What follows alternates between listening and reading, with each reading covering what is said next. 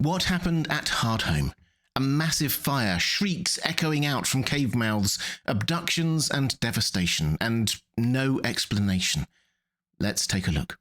Hi everyone, this is Robert. Welcome to Deep Geek. If you like theories, background, history and lore about A Song of Ice and Fire, The Lord of the Rings and The Witcher, then this is the place for you. Welcome. What happened at Hardhome is one of the more enduring mysteries in the world of Ice and Fire. No witnesses survived that we know of, no one in-world offers anything close to an explanation, and it's entirely possible that we won't ever get an explanation. Not that that will put us off in this video. We read in the world of Ice and Fire that Hardhome sits on a sheltered bay and has a natural harbour deep enough for the biggest ships afloat. Wood and stone are plentiful near there. The waters teem with fish, and there are colonies of seals and sea cows close at hand. It is sheltered by high cliffs dotted with caves, and had started to grow as a settlement, to the extent that we read of a maester travelling up there to stay and study and learn about the wildlings.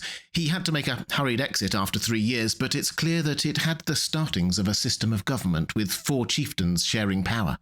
Then, around 600 years before the main story of A Song of Ice and Fire, something happened. We pick up the story from John's POV. Hardhome had been halfway toward becoming a town, the only true town north of the wall, until the night 600 years ago when hell had swallowed it.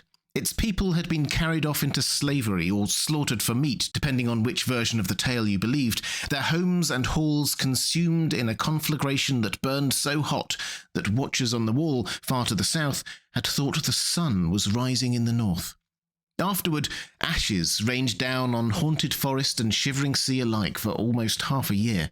Traders reported finding only nightmarish devastation where Hardhome had stood, a landscape of charred trees and burned bones, waters choked with swollen corpses, blood-chilling shrieks echoing from the cave mouths that pocked the great cliff that loomed over the settlement. 6 centuries had come and gone since that night, but Hardhome was still shunned. The wild had reclaimed the site, John had been told, but rangers claimed that the overgrown ruins were haunted by ghouls and demons and burning ghosts with an unhealthy taste for blood. It's all rather gruesome. So what happened? Well, a lot of different things, the most striking of which is probably the fire so bright it lit up the sky and was visible from the wall hundreds of miles away.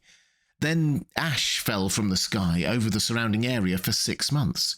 But that's not all. There are the bodies in the water, screams from the caves, and stories of people being carried off into slavery, or even worse. As you'd expect, the fandom has put forward a lot of theories. And the first option is that this is something natural but unexpected. A volcanic eruption, a meteor hitting, something like that. That would certainly explain the fire, but you would have thought it would also have left a visible crater or lava or some other signs, not just charred trees and burned bodies. And there are also supernatural elements here that don't fit with a simple natural event. Granted, a lot of that might well have been exaggerated over 600 years, burning ghosts with a taste for blood and so on. This is a legend as much as history. But what about a dragon? This was a couple of 100 years before the doom of Valyria, so they were still around, and that would obviously again explain the burning. There is one rather intriguing line of thought here that this is a matter of mistaken identity. It was around that time that the free city of Braavos was starting to grow powerful, but its location remained a secret. As a free city founded by slaves escaped from Valyria and committed to anti-slavery, the slave-owning Valyrians would surely have been eagerly trying to find and subdue that city, perhaps even make an example of it. And although the exact location of Braavos was a secret, it makes sense that the Valyrians and others would still have had a vague sense of which direction it was in, because ships would have been coming and going. They will have known it was somewhere to the northwest of Valyria, on the coast. So what if they heard of a growing settlement of self-proclaimed free folk from roughly that direction? Might they not send a dragon or two to destroy it, using dragons to burn the city down and getting slaving ships to take any of those who fled into the waters back into slavery? Any that fled into the waters but wouldn't fit on the ships would be killed, hence the bloated bodies in the water. I like this idea a lot, but it doesn't easily explain the shrieking from the caves, or how the story didn't spread if those slaver ships had been involved. Surely the Valyrians would have said something if they really thought they had destroyed Braavos. I've also seen some theories that this might have been a magical ritual that went wrong in some way, perhaps involving the children of the forest because of those caves, though in that case, why the fire, as that isn't a very children of the forest thing to do, or as protection against the others, as fire does make sense there, but in either case, we don't really have any killer evidence. Which brings us to our final theory, and the one that, on balance, I probably like the best. It's to do with Grayscale, or one of its faster-acting cousins. I did a whole other video on Grayscale if you're interested in that, but 3 points from there stand out for us here. First, Grayscale hits most often in cold, damp climates, like a port north of the Wall, say. And north of the Wall it is considered a death sentence every time. Second, Grayscale can spread extremely quickly in built-up areas. When the Grey Plague hit Old Town, it killed half the city and 3/4 of the Citadel. And third, the wildlings have a zero-tolerance approach to Grayscale. Val openly tells Jon she thinks Shireen should be given the gift of mercy, even though her Grayscale is in remission. How would the wildlings' response if a virulent form of Grayscale hit their largest settlement? Zero tolerance, perhaps even burning the whole place to the ground. And we know that that fire was visible from the Wall, so presumably also to the Skagosi, who were closer. Might they have been drawn there to investigate and performed horrors on the survivors? We're told they did something similar on the island of Skane, which is now depopulated. Raiders from Skagos is actually the first option the Maesters suggest for what happened. What they think seems to fit the facts the best, a simple raid and burning down the settlement.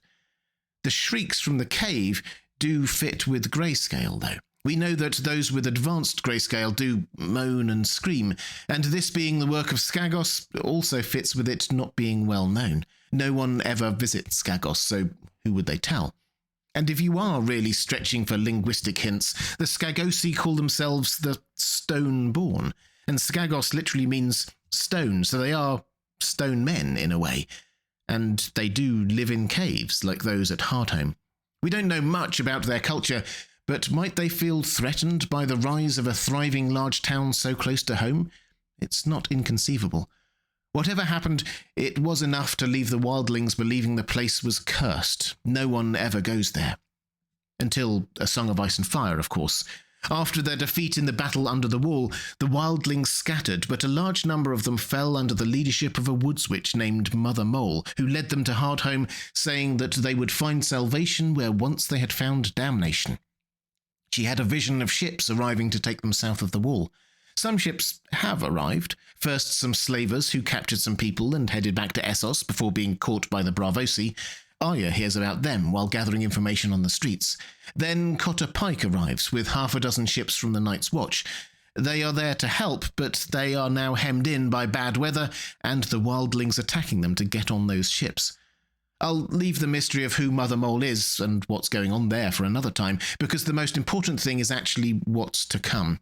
Cotter Pike has already reported back about dead things in the water and dead things in the wood, and Melisandre has had a disturbing vision in her flames. Snowflakes swirled from a dark sky, and ashes rose to meet them, the grey and white whirling around each other as flaming arrows arced above a wooden wall, and dead things shambled silent through the cold, beneath a great grey cliff where fires burned inside 100 caves.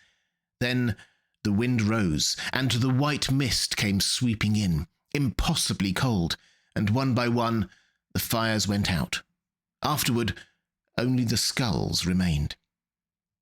What happens won't be exactly the same as on the show. Jon Snow won't be there for starters.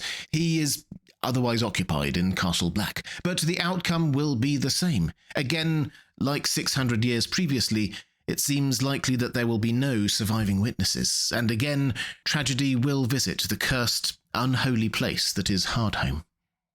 If you'd like to see more Lord of the Rings videos, please click on the link to the left of your screen. Or if you'd like to support this channel, thank you. There's a link to my Patreon page on the right of your screen. That's all for this time. Thanks for watching. I'll see you again soon.